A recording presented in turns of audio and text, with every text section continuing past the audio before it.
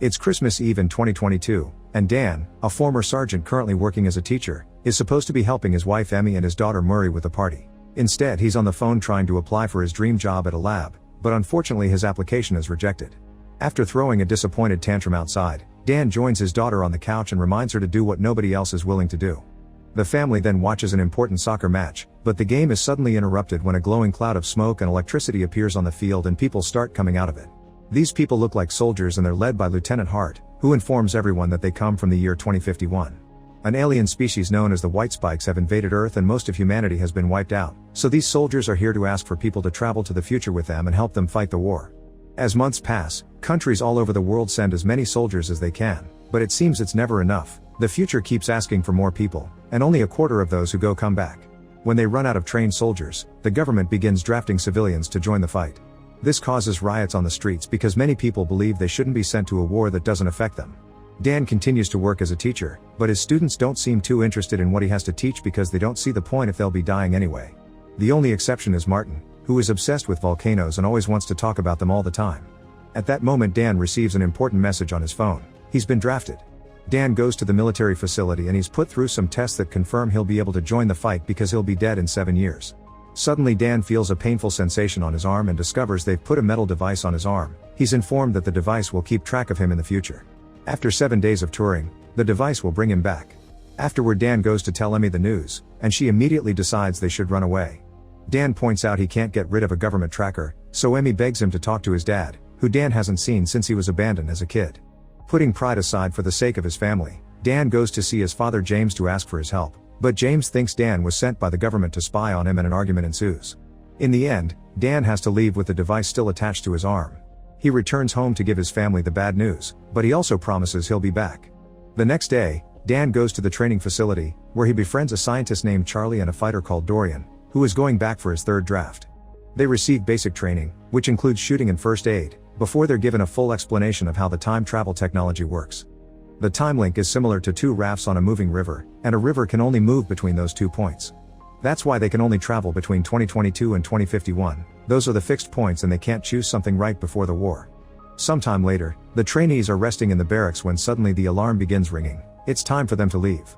The trainees are confused because they were supposed to have 7 days of training, but they're told the future can't simply choose when they need help. Once everyone has gathered, the time link is activated and a cloud like it appeared during the soccer match begins absorbing them into the future. They're supposed to be going to Miami Beach, but in the control room, something goes wrong with the output coordinates. The group appears in the sky right above the city and falls on top of a building, which causes many of them to instantly die. The remaining members manage to save themselves because they fall into a pool and they only have to swim out. The team looks down at the city of Miami and finds it in complete ruins.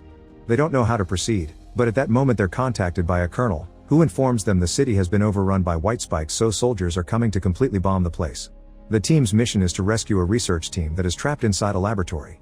The colonel knows Dan has experience in the military and puts him in charge of the team. Dan guides the team throughout the city, giving them indications of how to move properly and finding death and destruction everywhere they go. They find the lab building and when they enter it, they discover a dead alien, so Dorian takes a claw as a trophy. Further inside they find the research team, but they're all dead as part of an alien trap. The colonel asks them to retrieve all the copies of the research and to hurry because if there are bodies around, the White Spikes will be back and the jet fighters are coming closer. The team rushes to pick up all the necessary items, then they start making their way downstairs as quietly as possible. However, one of the guys hears a noise and when he looks up, they finally discover what White Spikes look like. The alien shoots a spike from its tentacles, killing one of them, and the team immediately opens fire. Their bullets can't seem to damage the alien's thick skin, but at least it seems they can slow them down as they run down the stairs and find an exit hallway. The aliens kill and capture many team members on the way, so Dan stays at the back to defend them. Since his bullets won't work, he attacks with a fire axe, which isn't that effective either. Luckily Dorian comes to the rescue and kills the creature by teaching the team that the only weak spots are the neck and the belly. With lots of White Spikes coming after them, the team runs down the streets until they find the tank that is coming to rescue them. Unfortunately the White Spikes get to the tank first and destroy it. Now the team has no choice but to fight the aliens while at the same time trying to find cover. As more and more team members fall to the aliens' attack, the survivors fall inside a tunnel, and Dan stops to rescue a fallen trainee. This delays the entire team, and 2 of the trainees decide to stay behind and act as a shield against the aliens so the rest of the team can run away. At that moment, the jets finally arrive and bomb the entire area. Hours later, Dan and Charlie wake up in a forward operating base in the Dominican Republic. They find Dorian, who informs them the rest of the team is dead and scolds Dan for having stopped to help a fallen person which put in danger anybody else. Dorian admits he suffers from cancer, and he's learned that he's the one that gets to decide when he dies. Their talk is interrupted when Dan is requested to see the colonel. When he hears another soldier refer to her by her surname, Dan is shocked to realize this is an older Murray. She grew up to be a scientist, and she's the lead researcher in the R Force, which she created herself. Murray explains she didn't bring Dan to see her father again, she actually needs his help with something. In fact, she acts all cold and professional around him. Then she proceeds to show him the recording of a different looking white spike. All the aliens they fought in the city were males, and this one is female. She's more aggressive and much rarer, she also nests underground. The male white spikes will die to defend her because it seems all they care about is the survival of their species. The bombs the military use have a toxin Murray created, and so far it's been killing the male white spikes without issues. However, the female alien survived that toxin, so Murray needs Dan to join the extraction team and capture a female white spike to be studied. Hopefully they can develop a stronger toxin that will kill the alien's main source of reproduction.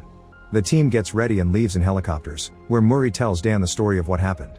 The aliens showed up out of nowhere in Russia in 2048, somehow avoiding all satellite imagery and radar. It only took them 3 years to take over the world, and they don't care about material things, they just want humans as food. Dan wants to know what happened to him before he died, but Murray thinks it's better not to go down that road. Moments later, they arrive at the nest, where they find a bunch of soldiers trying to tie up the female white spike. The alien is furious and begins attacking the soldiers, killing lots of them. Murray joins them and lands a clean shot on her neck, giving the others the chance to put more rope around her and stop her from leaving. Finding herself caught, the female alien cries out to call for her protectors, and soon the area is swarmed with aliens. While the female tries to attack Murray, Dan comes down and shoots at as many aliens as he can before joining the others in the nest to help save his daughter. Together the soldiers push the female into the cage in a helicopter, but now the males are trying to attack the helicopters too to save her, even making one crash. Dan and Murray run to a jeep and start firing at the aliens to give the helicopters the chance to escape with the cage. Afterward the two of them drive at a great speed to escape the area. They stop at a beach to send an SOS flare, and Murray scolds Dan for acting without thinking. Dan just wants to protect her, but Murray doesn't believe him and explains he left the family when he was 12 because the depression of not working on what he wanted hit him hard. When she was 16, Dan was in a car accident, and Murray was at the hospital when he died. Murray is hurt by all this, and Dan has no words because he can't believe he became like his father. Suddenly he realizes he may understand James when he said that the war left him in a dark place mentally. The female white spike is taken to a fortified offshore oil platform, where the time machine is kept. She's chained and given a huge amount of sedatives every hour. Dan and Murray work together on analyzing the alien's DNA and trying to discover how she stops the toxin from killing her. It's a lot of work that takes them many days, but it also allows them to bond again and chat in a more friendly way while they share meals. The night before Dan has to leave, he tells Murray that he's proud of her and that her mother would have been proud too. Dan tries to tell Murray she needs to rest and to give him more to do since he's supposed to be here to help after all.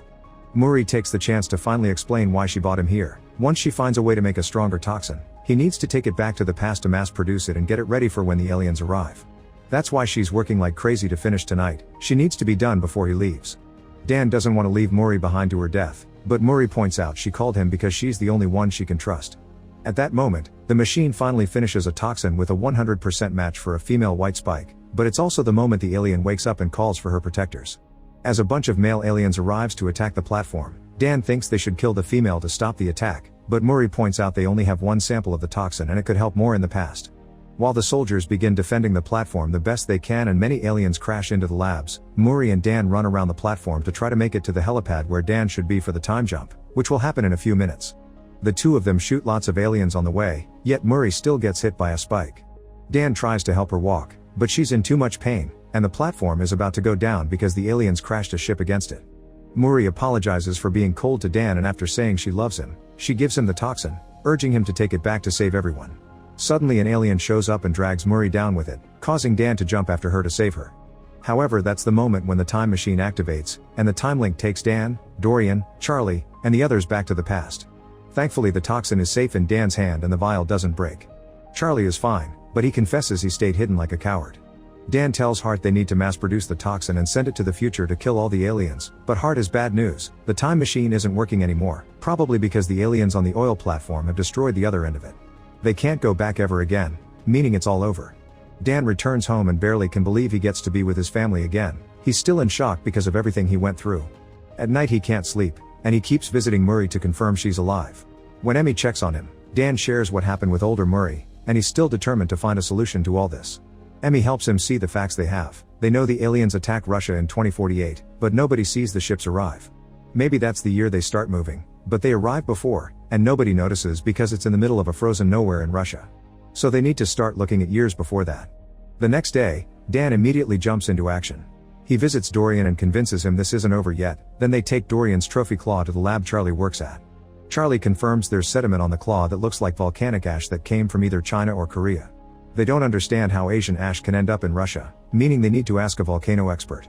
Next, Dan goes to see his student Martin, who explains there was a huge volcanic eruption in Asia thousands of years ago. If the ash was blown by the wind, it could have gotten caught in Russian waters, which eventually became ice. This means the creatures have always been here on Earth, frozen under hundreds of layers of ice. That's why they never saw the ships arrive. The reason why they wake up in 2048 is that's when climate change finally finishes melting all the polar ice. They take this theory to the government, but since they don't have any proof, they aren't given the resources to find the alien nest. They need to do this the illegal way, and Dan knows just the right person. His father James, who has been living off the grid for years and has his own plane. Hearing Dan say "I need your help" convinces James to help with the mission, no matter how crazy it sounds. Dan also gets in contact with Horde, who worked with Murray in the future and is ready to finish her beloved leader's mission. Horde brings a few soldiers with her, plus plenty of weapons and some copies of the toxin. The team travels to Russia, and Charlie promises this time he won't hide. When they make it to the Academy of Sciences glacier, they begin looking around the area for signs of anything strange. They stop when they discover their machines are going crazy because there's a weird magnetic field surrounding them.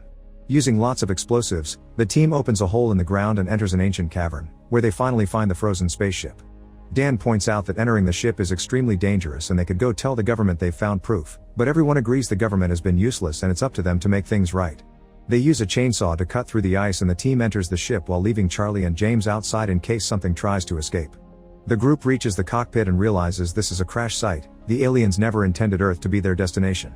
Surprisingly, the body of the pilot isn't a white spike.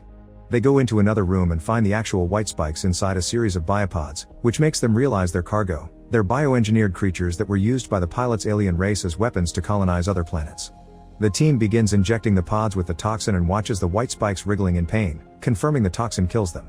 However, their cries also wake up the aliens that haven't been injected yet, causing them to break their pods and attack. The team shoots as many as they can, but some of them manage to escape. Dorian points out they have no choice but to blow up the ship, so he gives Dan his claw and accepts to stay behind to activate the bomb once everyone is out. James begins shooting at the aliens that escape, but Charlie's weapon gets stuck and he begins killing the creatures with a chainsaw.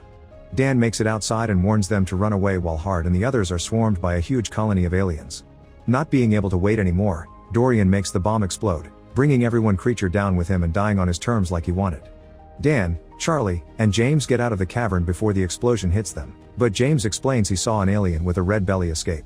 Dan realizes that's the female, so they split up to go after her. The Queen finds one of them and attacks, but it turns out it's a snowman covered in clothes that James put up as a trap. When the Queen goes after him instead, Dan shows up to hit her with his snowmobile. Then father and son begin shooting together until they push the Queen off the edge of the cliff. They know she isn't dead yet though and get ready for her return. When the Queen attacks again, she pushes them to separate them, then shoots a spike at Dan before going after him. Dan uses that same spike to stab her mouth and James uses the chance to hit her with an axe, leaving her blind. The Queen begins thrashing around in desperation and Dan takes the chance to inject the toxin into her leg. However, the Queen removes that leg so the toxin can't spread in her body. When the Queen tries to go after Dan, he gets a grenade ready to bring her down with him. But at that moment, James raises his wounded hand to make the alien smell his blood and go after him instead. Dan refuses to lose his father after they reunited, so he jumps on the Queen and slices her neck with Dorian's claw. After hitting her a few more times, he takes out the last vial of toxin and inserts it in her mouth before kicking her down the cliff again. The Queen crashes against a big rock and finally dies. The next day, newscasts all over the world report an explosion in Russia that killed a bunch of aliens, and the government tries to take credit for it. Dan returns home and reunites with his family, finally allowing James to meet his granddaughter. Now they can all work together for a better future. Make sure to subscribe and turn on notifications so you can watch more videos like this. Thanks for watching.